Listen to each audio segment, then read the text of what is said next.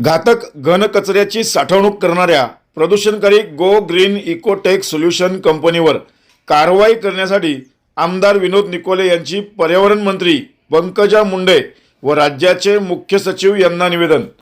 बोईसर तारापूर एमआयडीसीतील सध्या केमिकल माफियांनी हैदोस घातला असून सरावली ग्रामपंचायत हद्दीत असलेल्या go green Ecotech solution private limited या कंपनीकडून घातक रसायन थेट जमिनीत पुरलं जात असल्याची तक्रार करत या कंपनीवर कारवाई करण्याची मागणी आमदार विनोद निकोले यांनी पर्यावरण मंत्री पंकजा मुंडे व राज्याचे मुख्य सचिव यांच्याकडे केली आहे।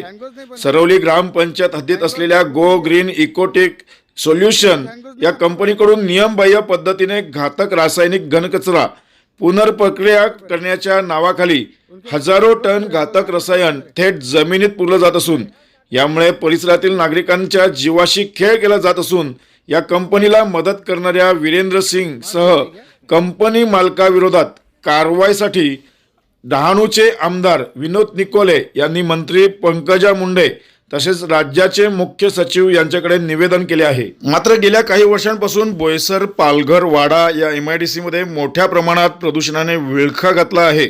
जल, जमीन, हवा यामध्ये दिवसेंदिवस प्रदूषणाने वाढ होत आहे।